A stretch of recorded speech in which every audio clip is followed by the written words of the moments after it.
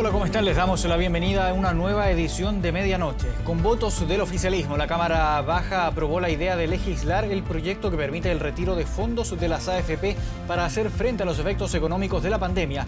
La votación se convirtió en un duro golpe para el gobierno.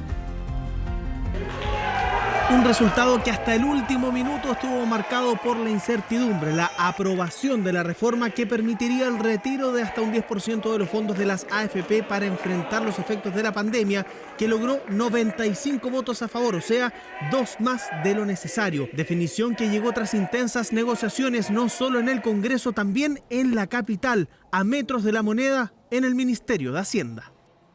A la misma hora que en el Congreso comenzaba el debate, en Santiago las negociaciones se sucedían. Encuentros entre ministros del Comité Político y representantes de Chile Vamos que exigían más y mejores beneficios para la clase media a cambio del rechazo del proyecto del 10%. Se nos acabó la paciencia y creo que es importante que el gobierno muestre su compromiso con la clase media y en especial con la UDI, que ha sido un partido leal. Los costos sociales de esta pandemia queremos que el Estado los pague. El gobierno está preparando una propuesta y la va a dar a conocer muy prontamente.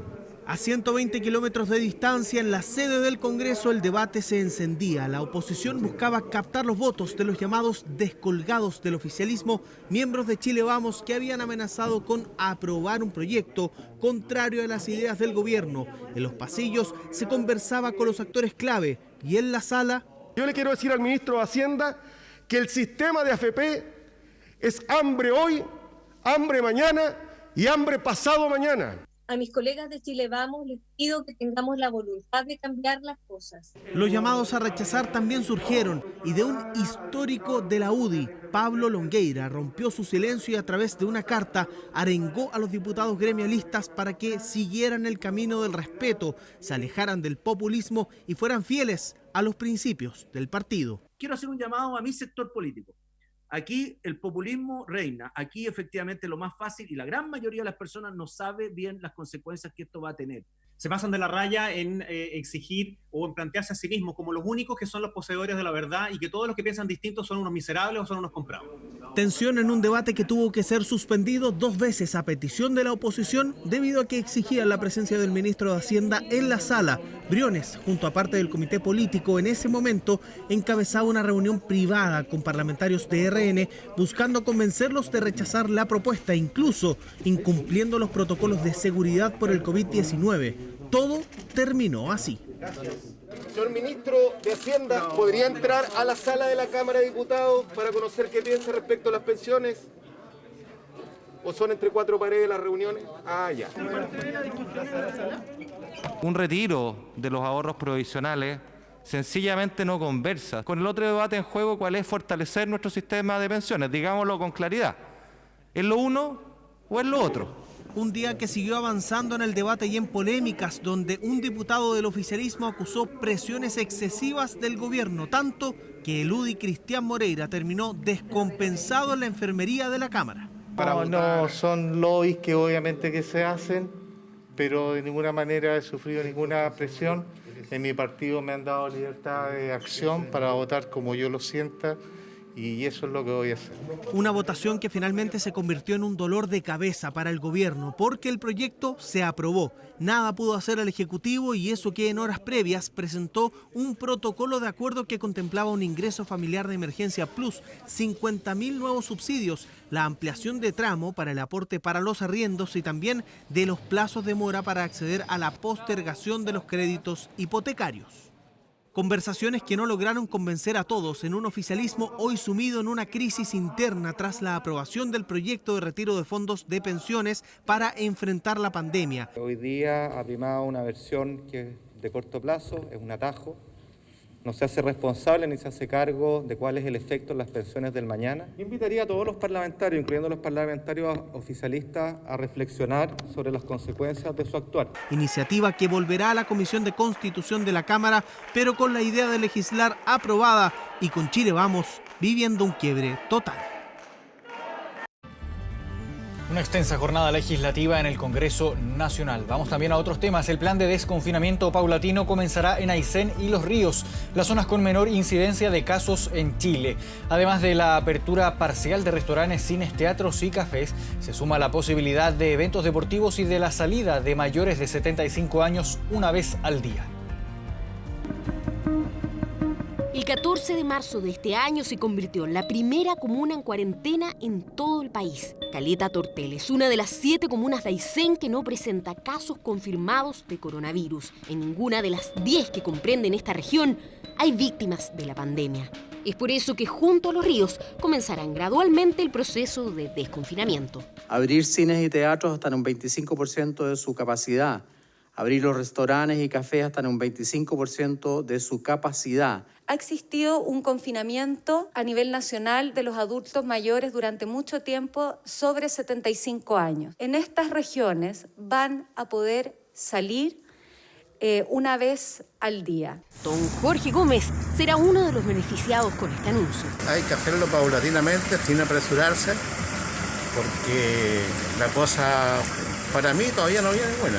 El único pero está en que todo el mundo realmente lo respete, tome ciertas horas para salir y no abuse. Aysén presenta 46 casos totales y ninguna muerte. Los Ríos, 786 casos confirmados y 10 fallecimientos. Ambas zonas tienen la menor tasa de incidencia de Chile.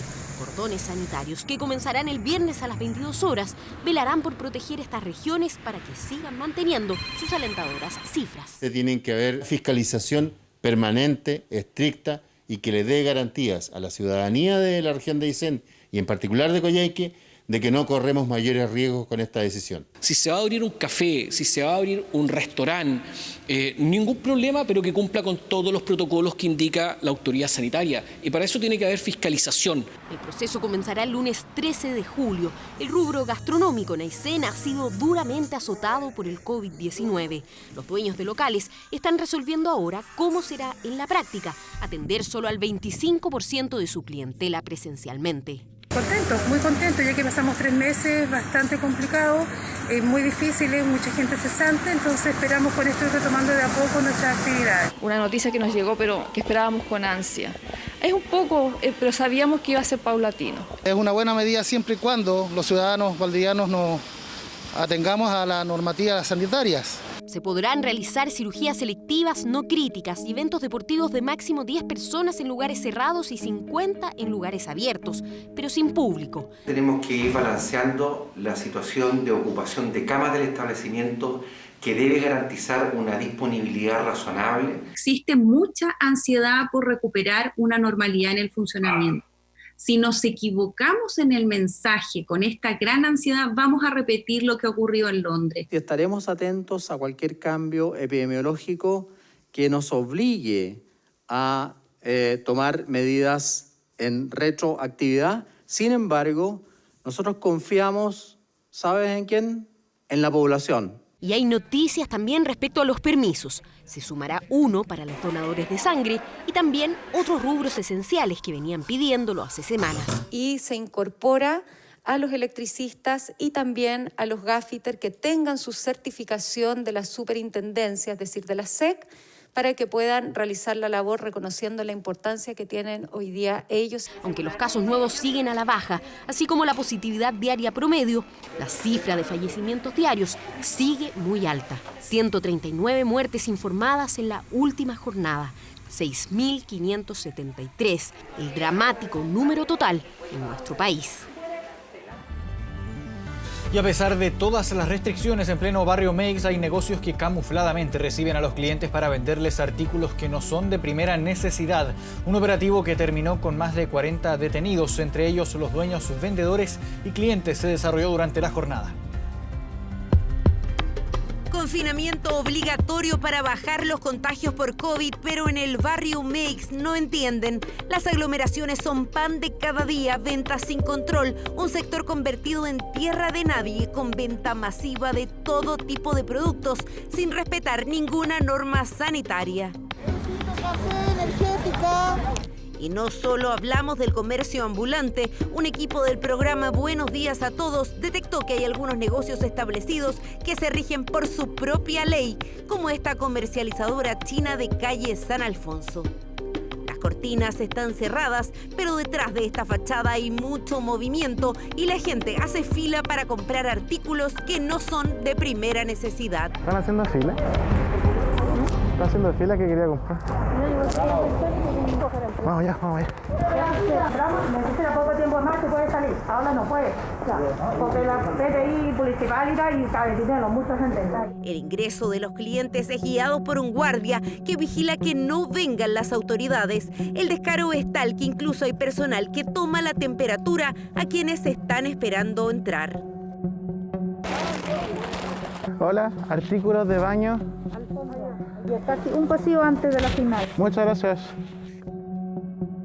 En las góndolas se pueden ver juguetes, artículos de cumpleaños, de decoración. Tienen vendedores, cajeros y guardias. Hola, disculpa. ¿Calcetas, calcetines? ¿No? ¿O pantuflas? Pantuflas en el último pasillo. Gracias. ¿Y usted que vive acá en el barrio, es muy común que negocios que no sean de primera necesidad estén abiertos? Sí, es común. Si no, camina 2 cuadras más y te das cuenta. Incitan a la gente a que siga comprando, siga saliendo y siga yendo a buscar cosas que no son necesarias.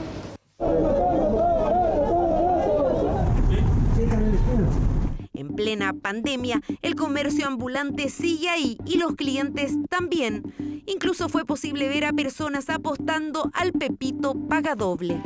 Afuera de los locales se ven diversos grupos esperando mercadería en negocios con cortinas cerradas. Golpear la puerta parece ser el santo y seña. Adentro de este local no había ningún artículo de primera necesidad.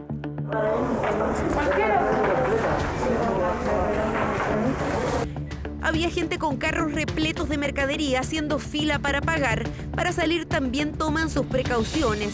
Juntan a un grupo de clientes y cuando no hay riesgo, los dejan salir.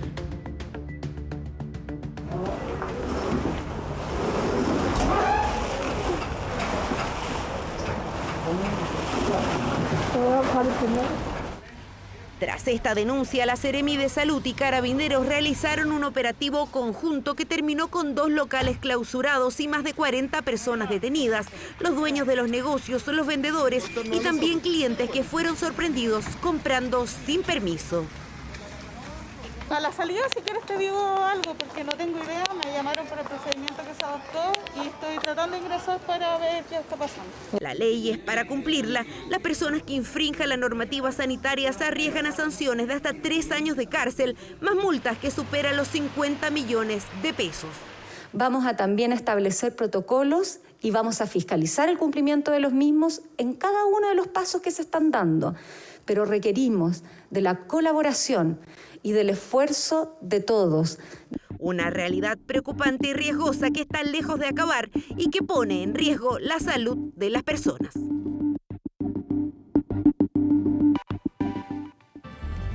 Un grave error ocurrió en el laboratorio de un hospital de Temuco. Muestras de COVID-19 negativos resultaron contaminados con casos positivos, lo que provocó que al menos 7 personas sin coronavirus fueran derivadas a residencias sanitarias. Hola, buenas tardes. Mi nombre es Margarita Reyes, tengo 39 años. Me encuentro acá en una residencia sanitaria por un error de un COVID, de un examen. Yo tengo cáncer. Así Margarita Reyes comenzaba a contar su historia por las redes sociales. Aislada en el Hotel Nicolás de Temuco, hoy residencia sanitaria, dio a conocer el error que la llevó a ese lugar. Con un cáncer al útero en tratamiento y con una cirugía por realizarse, debió encerrarse creyendo ser COVID-19. El día viernes me mandaron a hacer los exámenes de rutina para poder hospitalizarme y poder realizarme mi cirugía y finalizar con el tema de mi cáncer, y lamentablemente no se pudo realizar porque uno de los exámenes que me enviaron a hacer es el de COVID-19 por precaución, saliendo el día viernes el examen el sábado con respuesta positiva. Sin embargo, detrás de ese examen PCR positivo había una equivocación que le fue informada días después. El domingo me enteré que nunca fui negativa, o sea, positiva, que el examen me había salido negativo, me realizaron otro por prevención y también me salió negativo y no me puedo ir, a pesar de que soy negativa, no me puedo ir de este lugar. La Seremi de Salud de la Araucanía fue quien confirmó un error en un laboratorio del Hospital Hernán Enríquez Aravena de Temuco. Detectaron que se había producido una contaminación de muestras negativas con restos de muestras positivas. Por lo tanto, la Seremi de Salud, al ser notificada de toda esta situación, indicó suspensión. Hace unos días atrás tuvimos la alerta, una alerta de calidad interna, que lo que hace es poner de manifiesto un proceso que no se hizo de buena manera, y este proceso significó la alteración de 13 muestras del laboratorio, que dio un resultado que no era el que correspondía. Por lo tanto, nosotros tuvimos que tomar esas muestras, reprocesar estas muestras y obviamente entregar el resultado correcto.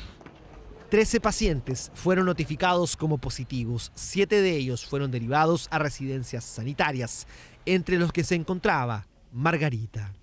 Tomé contacto con la paciente para informarme de su caso, explicarle la situación, una situación que fue absolutamente voluntaria, en la cual nosotros como Seremi de Salud no tenemos responsabilidad, y ofrecerle las disculpas que corresponde. Ella me ofreció las disculpas, yo las acepté, pero con eso no se cura el daño que se realizó. Ahora Margarita deberá esperar otros 9 días para poder dejar la residencia sanitaria por haber tenido contacto con las personas que trabajan en el hotel, pese a no tener coronavirus, y todo por un error en el laboratorio que ahora está suspendido y sumariado. La residencia sanitaria. Seguimos en regiones. Fuegos artificiales y hasta disparos hubo en un concurrido funeral para despedir a un deportista asesinado en Valparaíso. Los asistentes vulneraron la seguridad del cementerio e ingresaron en masa a este lugar.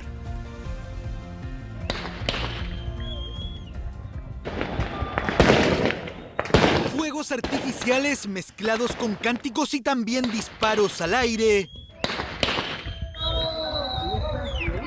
No, no lo vi. Está allá. Que los que van allá, los dos que van allá. Ah, sí, esos son lo de las balas. Esos dispararon.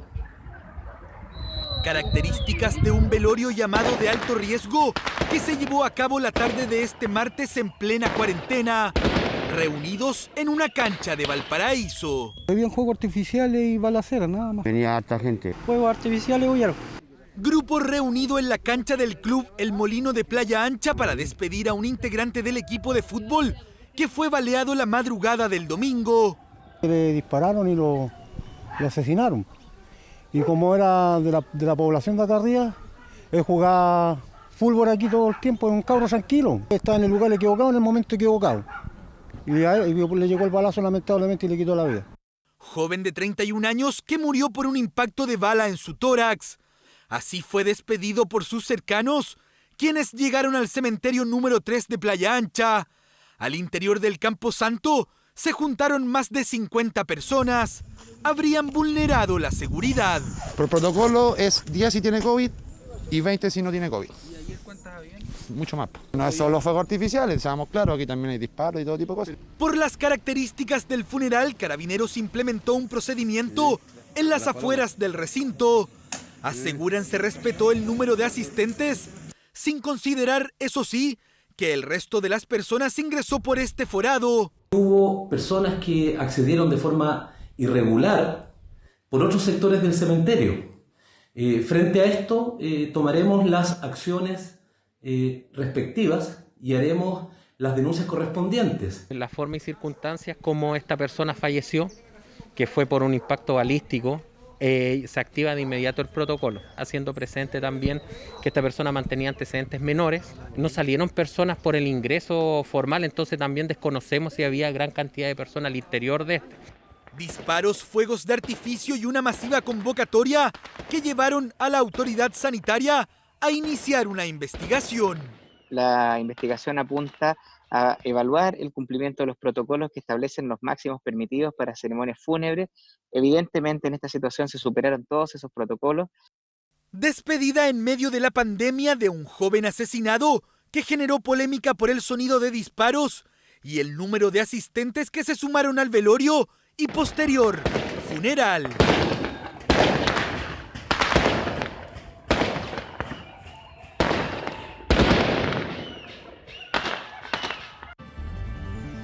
Vamos a hablar ahora de economía. El Instituto Nacional de Estadísticas informó que el IPC de junio anotó una variación de menos 0,1%. La inflación cayó por segundo mes consecutivo, así el IPC de junio se situó por debajo de las expectativas del mercado, las que esperaban que la inflación anotara una nula variación. Con esto, el IPC acumulado en 12 meses cayó un 2,6% y en lo que va del año acumula un 1,2%. De acuerdo con el INE, 8 de las 12 divisiones que conforman la canasta del IPC aportaron incidencias negativas. Entre ellas están transporte y salud. Las alzas estuvieron en alimentos y bebidas no alcohólicas.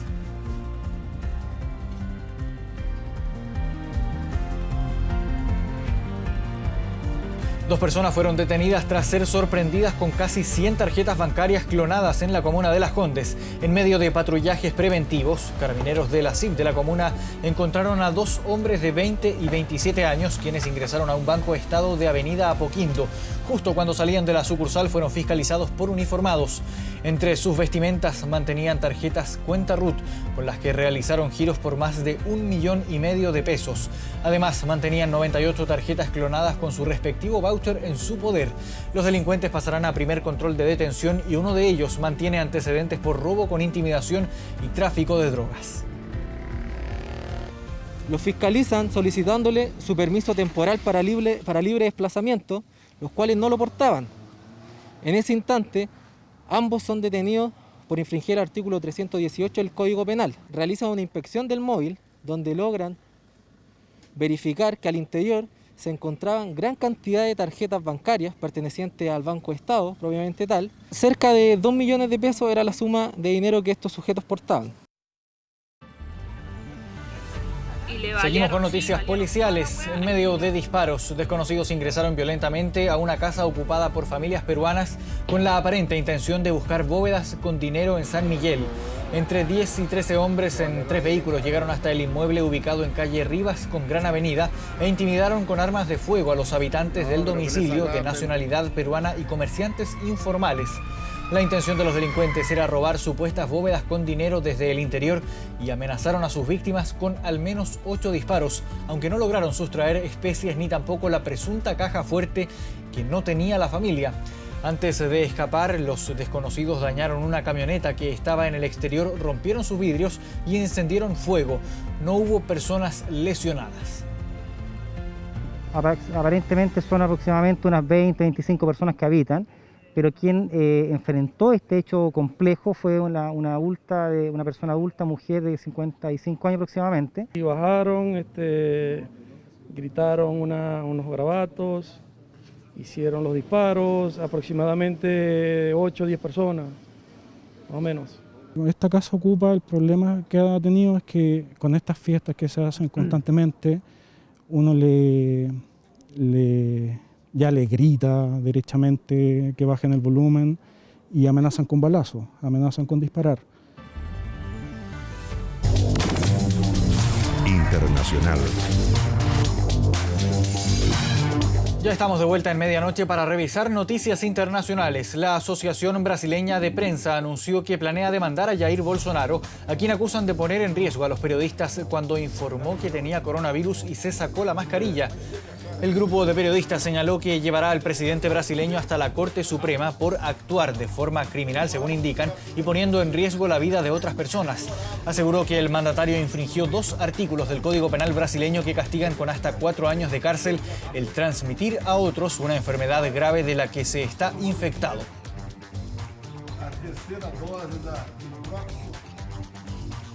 La Organización Mundial de la Salud reconoció que el coronavirus podría transmitirse por el aire en sitios cerrados con poca ventilación. Además, la entidad indicó que ya están trabajando con muchos de los expertos que habían levantado la alerta a principios de la semana y ha subrayado la necesidad de confirmar su hipótesis y de además saber la dosis del virus que es necesaria para contagiarse. Aún así, la OMS recomienda una adecuada ventilación en los lugares cerrados. En otras informaciones, el presidente estadounidense Donald Trump y su homólogo mexicano Andrés Manuel López Obrador se reunieron por primera vez en la Casa Blanca para estrechar vínculos diplomáticos. Ahí los vemos en pantalla, a ambos sin mascarilla. Los mandatarios discutieron asuntos complejos que afectan a los dos países, según indicó el propio Trump. Agregó que con esta visita los dos países tienen la oportunidad de estrechar el vínculo. Trump habló de los mexicanos en su país y los llamó gente fantástica y muy trabajadora. Declaraciones que contrastan con los dichos durante su campaña presidencial en 2016, cuando señaló que México no envía a su mejor gente, envía violadores y ladrones, de acuerdo a sus palabras. Desde entonces y hasta la fecha. El presidente de Perú anunció que va a convocar a elecciones generales para el 11 de abril de 2021.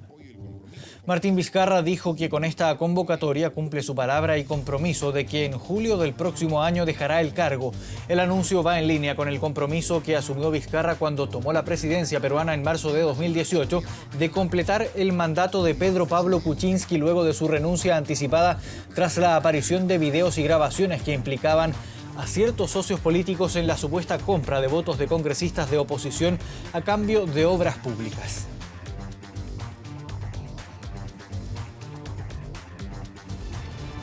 Nos vamos al otro lado del mundo. Corea del Sur puso en el aire cientos de drones para crear figuras alusivas a las prácticas adecuadas de higiene y mensajes de apoyo al personal médico en medio de la pandemia. Los drones volaron en formaciones que asemejan a personas con máscaras faciales, el distanciamiento físico y el lavado de manos. También se registraron figuras con mensajes de aliento al personal de salud.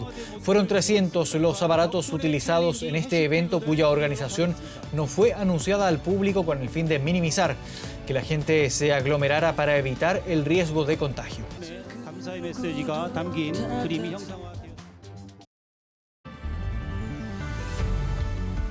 A esta hora tenemos una temperatura de 6,4 grados. Hoy jueves, Santiago va a estar parcial con una máxima de 18 grados. Los Vilos tendrá cielo despejado con una máxima de 17 grados. 1 de la madrugada con 25 minutos. Gracias por haberse informado junto a nosotros y seguimos como siempre en Canal 24 Horas. Muy buenas noches.